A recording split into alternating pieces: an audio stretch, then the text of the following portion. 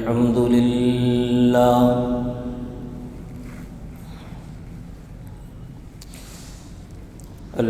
لله وحده والصلاة والسلام على من لا نبي بعده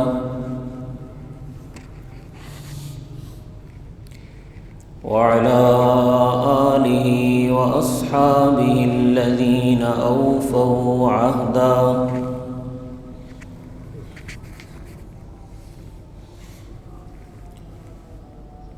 ونشهد أن لا إله إلا الله وحده لا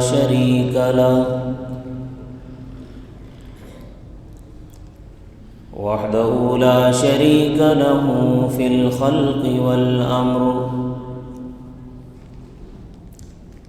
إرغاما لمن جحد به وكفر ونشهد أن سيدنا ومولانا محمدًا عبده ورسوله صلى الله تعالى عليه وعلى آله وأصحابه الذين هم خلاصة العرب العرباء وخير الخلائق بعد الأنبياء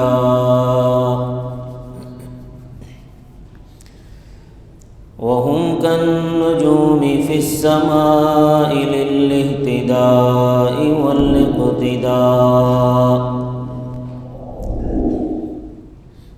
وهم مفاتيح الرحمة ومصابيح الغرر أعوذ بالله من الشيطان الرجيم بسم الله الرحمن الرحيم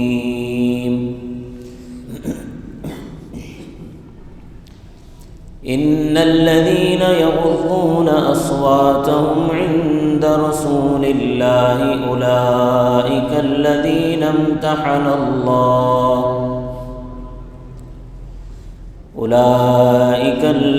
امتحن الله قلوبهم للتقوى لهم مغفرة وأجر عظيم.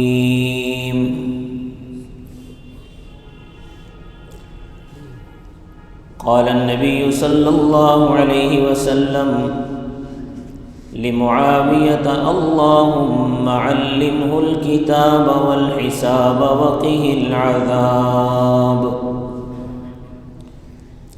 صدق الله العظيم وصدق رسوله النبي الكريم. رب اشرح لي صدري ويسر لي أمري واحلل عقدة من لساني يفقه قولي. رب زدني علما رب زدني علما رب زدني علما. سبحانك لا علم لنا إلا ما علمتنا إنك أنت العليم الحكيم. تمام حضرات درود شریف پڑھ. اللهم صل على محمد وعلى آل محمد كما صليت على إبراهيم وعلى آل إبراهيم إنك حميد مجيد. اللهم بارك على محمد وعلى آل محمد كما باركت على إبراهيم وعلى آل إبراهيم إنك حميد مجيد.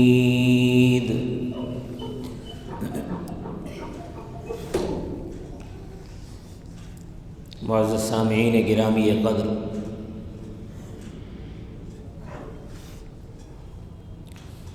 میں نے آپ حضرات کے سامنے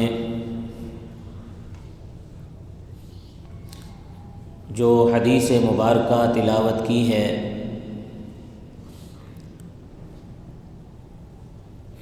اس حدیث میں کاتب وحی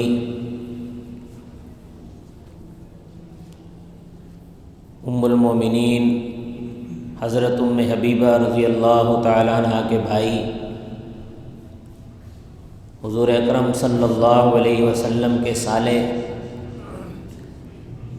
امیر شام حضرت امیر معاویہ رضی اللہ تعالیٰ عنہ کے فضائل بیان ہوئے ہیں۔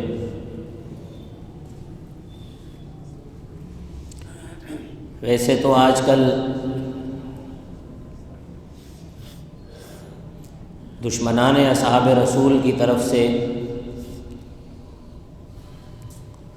صحابہ کرام پر طعن و تشنیع بڑھتی چلی جا رہی ہے، خصوصاً صحابہ کرام میں حضرت امیر معاویہ رضی اللہ تعالیٰ عنہ کی شخصیت دین بیزار طبقے کی نظر میں دین بیزار طبقے کے سب سے زیادہ نشانے پر ہے۔ اس لیے علماء کرام پر ضروری ہے کہ وہ صحابہ کرام کے فضائل و مناقب عوام کے سامنے بیان کریں، اور خصوصاً ان صحابہ کرام کے فضائل زیادہ بیان کریں کہ جن پر طعن و تشنیع زیادہ کی جاتی ہے۔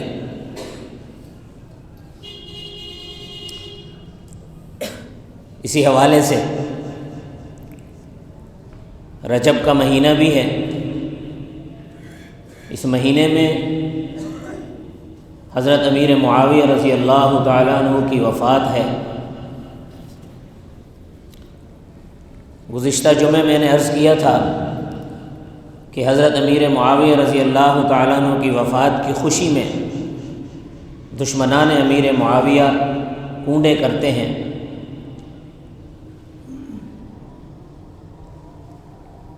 تو اہل سنت کو چاہیے کہ وہ حضرت امیر معاویہ رضی اللہ تعالیٰ عنہ کے فضائل و مناقب خود بھی سنیں اور دوسروں کو بھی سنائیں، تاکہ حضرت امیر معاویہ کی شخصیت، ان کا کردار اور ان کے فضائل و مناقب امت مسلمہ پر واضح ہو سکے۔ میں نے آپ حضرات کے سامنے جو حدیث مبارکہ پڑھی ہے، یہ حدیث البدایہ والنہایہ اور کنز العمال میں موجود ہے۔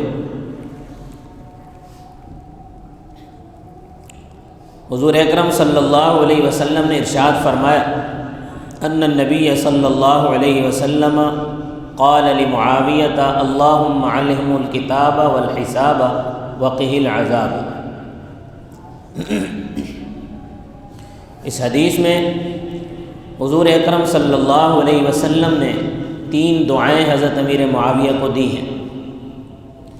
پہلی دعا یہ دی ہے کہ یا اللہ معاویہ کو کتاب کا علم عطا فرما۔ کتاب سے مراد قرآن کریم ہے، قرآن کریم کا علم عطا فرما۔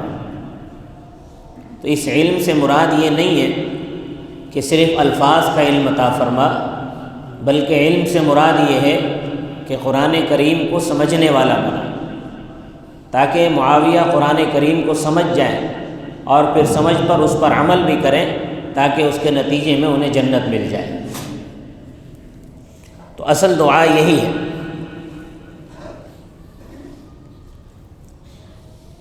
دوسری دعا یہ فرمائی اللہم علمہ الکتاب والحساب، کہ یا اللہ معاویہ کو حساب و کتاب کا علم بھی عطا فرما۔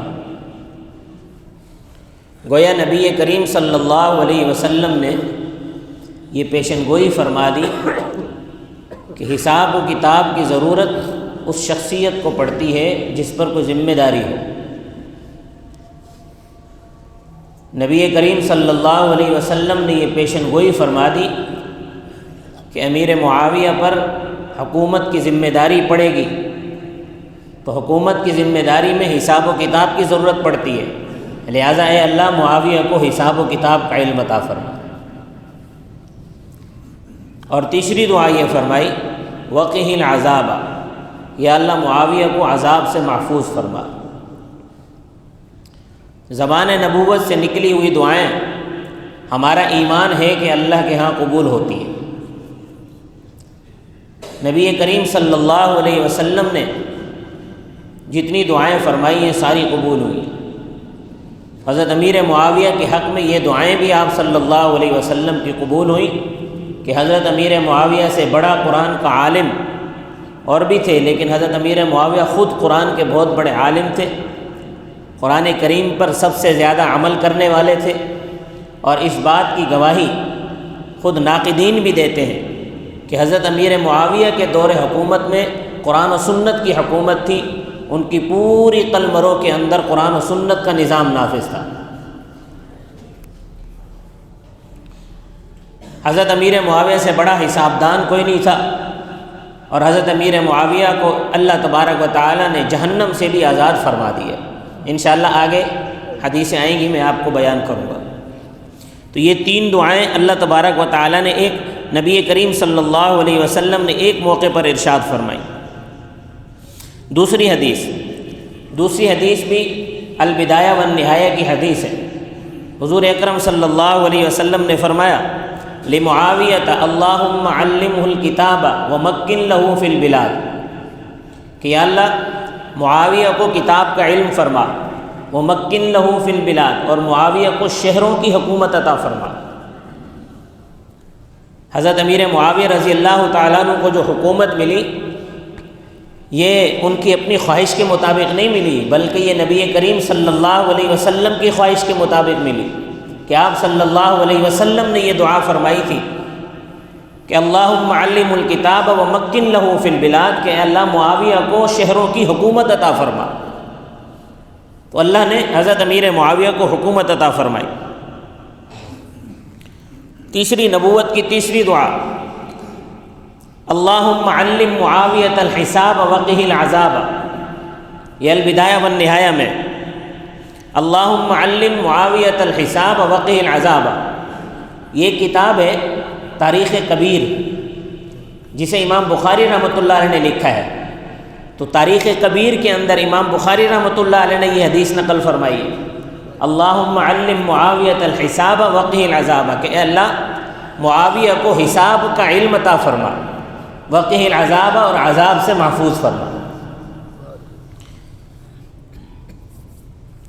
اسی طرح ایک مرتبہ حضرت امیر معاویہ رضی اللہ تعالیٰ عنہ حضور صلی اللہ علیہ وسلم کو وضو کروا رہے تھے، نماز کے لیے وضو کروا رہے تھے۔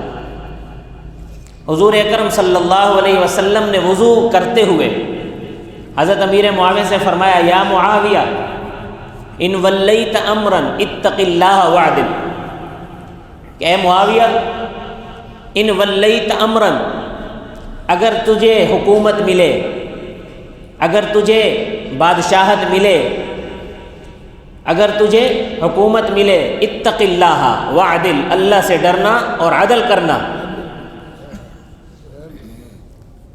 نبی کریم صلی اللہ علیہ وسلم نے وضو کرتے ہوئے حضرت امیر معاویہ رضی اللہ تعالیٰ عنہ کو یہ بتا دیا تھا کہ اے معاویہ تمہیں حکومت ملے گی، ان ولیت امرا، اے معاویہ تمہیں حکومت ملے گی، تو جب حکومت مل جائے اتق اللہ، اللہ سے ڈرنا، وعدل، اور عدل کرنا۔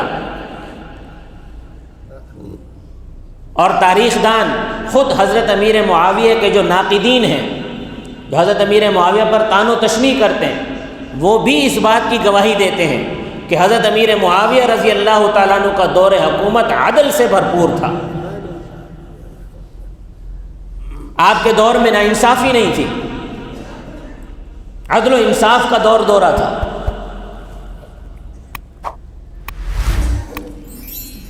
نبی کریم صلی اللہ علیہ وسلم کی 5ویں دعا، حضور اکرم صلی اللہ علیہ وسلم کے ساتھ حضرت امیر معاویہ سفر کر رہے تھے۔ آپ صلی اللہ علیہ وسلم آگے بیٹھے تھے، حضرت امیر معاویہ پیچھے بیٹھے تھے۔ حضرت امیر معاویہ سے آپ صلی اللہ علیہ وسلم نے پوچھا کہ معاویہ، تیرے جسم کا کون سا حصہ مجھ سے مس کر رہا ہے؟ حضرت امیر معاویہ نے فرمایا رسول اللہ سینہ اور پیٹ مس کر رہا ہے۔ تو آپ صلی اللہ علیہ وسلم نے دعا کے لیے ہاتھ اٹھا دیے، اللہم اجعلہ ہادیا مہدیا واہدی بہ، یا اللہ معاویہ کو ہادی بنا، مہدی بنا اور ذریعہ ہدایت بنا۔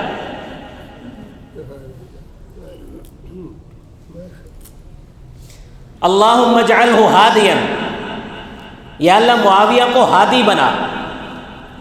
ہادی کہتے ہیں ہدایت دینے والا، جو لوگوں کو قرآن کی ہدایت دے، جو لوگوں کو اسلام کی ہدایت دے، جو لوگوں کو سنت کی ہدایت دے، جو لوگوں کو عدل کی ہدایت دے، جو لوگوں کو امر بالمعروف کرے، نہی عن المنکر کرے، جو لوگوں کو نبی اکرم صلی اللہ علیہ وسلم کے طریقوں پر چلنے کی ہدایت دے، اسے امیر معاویہ کہتے ہیں۔ ہادین، ہادین کا معنی یہ ہے کہ جو لوگوں کو ہدایت دے۔ مہدین، مہدین کہتے ہیں جس کے ذریعے ہدایت ملے، جس کے ذریعے قرآن کی ہدایت ملے، جس کے ذریعے سنت کی ہدایت ملے، جس کے ذریعے صحابہ کے طریقوں کی ہدایت ملے، جس کے ذریعے اسلام کی ہدایت ملے۔ اور صحابہ اکرام یہ فرماتے ہیں، تابعین فرماتے ہیں کہ حضرت امیر معاویہ رضی اللہ تعالیٰ عنہ جب نماز پڑھتے تھے بالکل اس طرح نماز پڑھتے تھے جس طرح رسول اللہ صلی اللہ علیہ وسلم نماز پڑھا کرتے تھے، کہ آپ صلی اللہ علیہ وسلم کی نماز میں اور حضرت امیر معاویہ کی نماز میں کوئی فرق نہیں تھا۔ وحدی بھی، تیسری دعا، معاویہ کو ذریعہ ہدایت بنا، یعنی جس کو دیکھ کر لوگ ہدایت حاصل کریں۔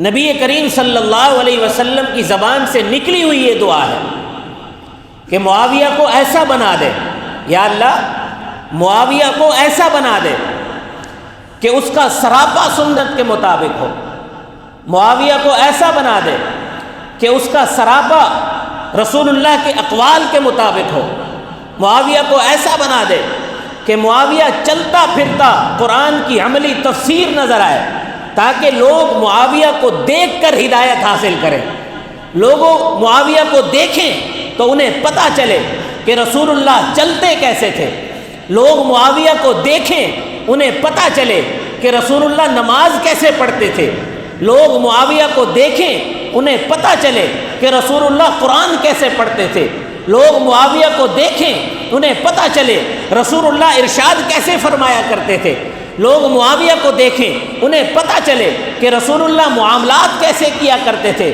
لوگ معاویہ کو دیکھیں انہیں پتہ چلے کہ رسول اللہ احکام کیسے دیا کرتے تھے، رسول اللہ کی معاشرتی زندگی کیسی تھی، رسول اللہ کی معاشی زندگی کیسی تھی، رسول اللہ کی گھریلو زندگی کیسی تھی، رسول اللہ کی شہری زندگی کیسی تھی، رسول اللہ مسجد نبوی میں صحابہ سے خطاب کیسے کیا کرتے تھے، لوگ معاویہ کو دیکھیں تو انہیں پتہ چل جائے کہ یہ رسول اللہ کی چلتی پھرتی عملی تفسیر نظر آ رہی ہے۔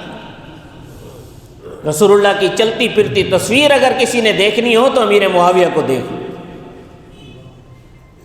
رسول اللہ نے فرمایا وحدی بھی، معاویہ کو دیکھ کر لوگ ہدایت حاصل کریں، معاویہ کو دیکھ کر لوگ قرآن کی طرف آئیں، معاویہ کو دیکھ کر لوگ اسلام کی طرف آئیں، معاویہ کو دیکھ کر لوگ جہاد کی طرف آئیں، معاویہ کو دیکھ کر لوگ کلمے کی طرف آئیں، معاویہ کو دیکھ کر لوگ زکوٰۃ دینے والے بنے، معاویہ کو دیکھ کر لوگ روزے دار بنے، معاویہ کو دیکھ کر لوگ حاجی بنے، معاویہ کو دیکھ کر لوگ کلمہ پڑھیں، معاویہ کو دیکھ کر ان کو پتہ چلے کہ اسلام یہ ہے۔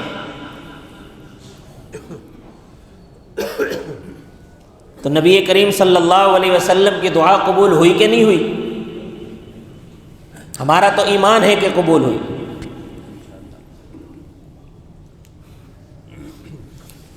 اور یہ حدیث جو میں نے ابھی پڑھی ہے، اللہم اجعلہ ہادیا مہدیا واہد بہ، یہ ترمذی شریف میں یہ حدیث موجود ہے۔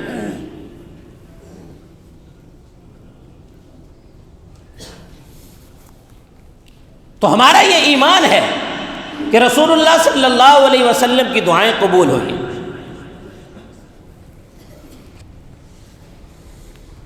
حضور صلی اللہ علیہ وسلم نے ارشاد فرمایا کہ قیامت کے دن جب معاویہ اٹھے گا، یبعث اللہ تعالی معاویہ یوم القیامت، کہ جب اللہ قیامت کے دن معاویہ کو اٹھائیں گے، وعلیہ رداء من نور الایمان، معاویہ کے اوپر ایمان کی چادر ہوگی۔ کس کی چادر ہوگی؟ ایمان کی چادر ہوگی۔ گویا نبی کریم صلی اللہ علیہ وسلم حضرت امیر معاویہ کے بارے میں یہ گواہی دے رہے ہیں کہ معاویہ کی زندگی بھی ایمان پہ گزرے گی، معاویہ کی وفات بھی ایمان پر ہوگی، اور معاویہ جب قیامت کے دن اٹھیں گے تو اس وقت بھی ان پر ایمان کی چادر ہوگی۔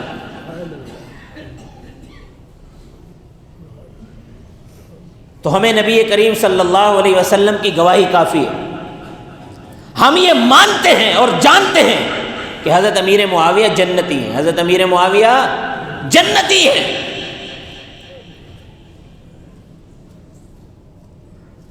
آپ صلی اللہ علیہ وسلم ایک مرتبہ حضرت عبادہ بن صامت رضی اللہ تعالیٰ عنہ کے گھر میں آرام فرما رہے تھے۔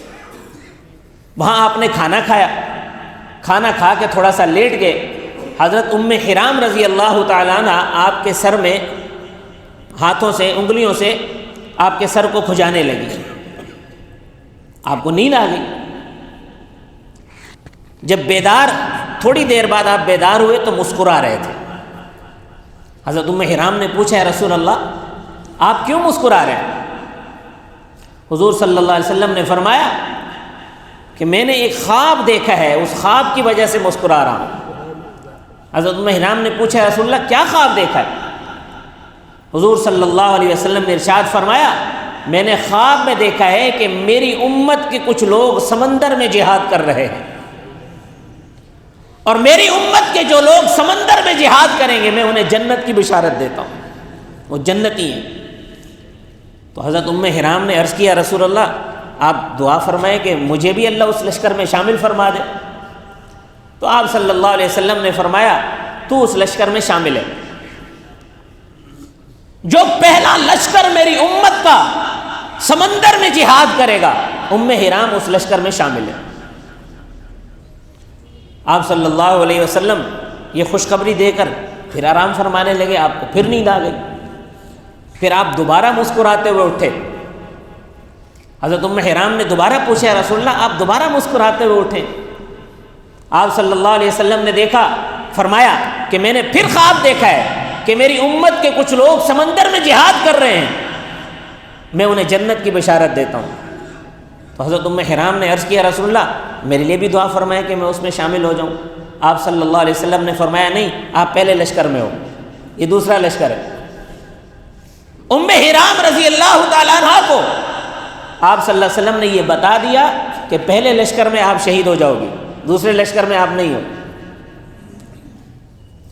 تو یہ جو پہلا لشکر جس نے سمندر میں جہاد کیا تھا، یہ حضرت عثمان غنی رضی اللہ تعالیٰ عنہ کے دور میں قبرص فتح کرنے کے لیے جو لشکر گیا تھا صحابہ اکرام کا، اس لشکر کے امیر حضرت امیر معاویہ رضی اللہ تعالیٰ عنہ تھے۔ اس لشکر کی قیادت حضرت امیر معاویہ رضی اللہ تعالیٰ عنہ کر رہے تھے۔ تو زبان مبارک سے، زمان نبوت سے نکلی ہوئی یہ دعا اور یہ بشارت ہم مانتے ہیں، ہمارا ایمان ہے کہ نبی کریم صلی اللہ علیہ وسلم نے فرمایا کہ معاویہ جنتی ہیں، قبرص فتح کرنے والے جو سمندر میں پہلا لشکر جہاد کرے گا وہ جنتی ہیں، اور اس لشکر کی قیادت حضرت امیر معاویہ کے ہاتھ میں تھی۔ حدیث کی اور تاریخ کی کتابیں آپ اٹھا کے دیکھ لیں۔ اس میں آپ صلی اللہ علیہ وسلم نے یہ تو نہیں فرمایا تھا کہ سوائے ایک کے باقی جنتی ہوں گے، فرمایا سارے جنتی ہیں۔ تو حضرت امیر معاویہ کیا ہے؟ حضرت امیر معاویہ جنتی ہے۔ ان تمام احادیث سے معلوم ہوا کہ حضور اکرم صلی اللہ علیہ وسلم کی نظر میں حضرت امیر معاویہ کا کیا مقام تھا، صحابہ کرام کی نظر میں کیا مقام تھا۔ حضرت عمیر رضی اللہ تعالیٰ عنہ یہ حمص کے گورنر تھے، انہیں حضرت عمر فاروق رضی اللہ تعالیٰ عنہ نے حمص کی گورنری سے معزول کیا اور حضرت امیر معاویہ کو گورنر بنا دیا۔ تو لوگ حضرت عمیر رضی اللہ تعالیٰ عنہ کے پاس آئے اور بیٹھ کر حضرت امیر معاویہ کی برائیاں کرنے لگے۔ حضرت عمیر کے سامنے جب حضرت امیر معاویہ کی برائی ہوئی تو حضرت عمیر نے کہا، اے لوگو لا تذکروا معاویہ الا بخیر، معاویہ کا تذکرہ سوائے بھلائی کے مت کیا کرو۔ فإنی سمعت رسول اللہ صلی اللہ علیہ وسلم اللہم ہادیا واہد بہ، کہ معاویہ کا تذکرہ میرے سامنے سوائے خیر کے مت کرو، میں نے خود رسول اللہ صلی اللہ علیہ وسلم سے سنا ہے کہ یا اللہ معاویہ کو ہادی اور مہدی بنا۔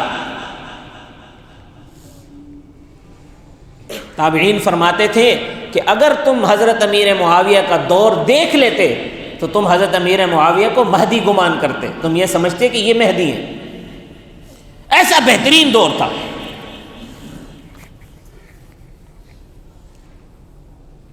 یہ تو تھا صحابہ کرام کی نظر میں حضرت امیر معاویہ کا مقام تھا، بے شمار اس کے واقعات ہیں، لیکن وقت مختصر ہے۔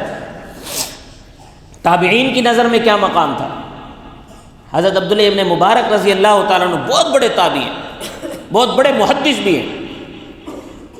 ان سے سوال کیا گیا کہ ذرا آپ بتائیں کہ عمر بن عبدالعزیز کا مقام زیادہ ہے یا حضرت امیر معاویہ کا مقام زیادہ ہے؟ تو حضرت عبداللہ ابن مبارک نے صرف یہ نہیں کہا کہ امیر معاویہ کا مقام زیادہ ہے، نہیں، بلکہ فرمایا تم سوال کیسا کر رہے ہو، یہ سوال تو بنتا ہی نہیں ہے، کیونکہ امیر معاویہ نے رسول اللہ صلی اللہ علیہ وسلم کی معیت میں جس گھوڑے پر بیٹھ کر جہاد کیا ہے، اس گھوڑے کے چلنے سے جو گرد و غبار اڑا، اور وہ گرد و غبار جو گھوڑے کی ناک میں بیٹھا، عمر بن عبدالعزیز اس گرد و غبار کا مقابلہ بھی نہیں کر سکتے، کیونکہ امیر معاویہ صحابی رسول ہیں، عمر بن عبدالعزیز تابعی ہیں جنہوں نے دین رسول اللہ سے خود سیکھا ہے۔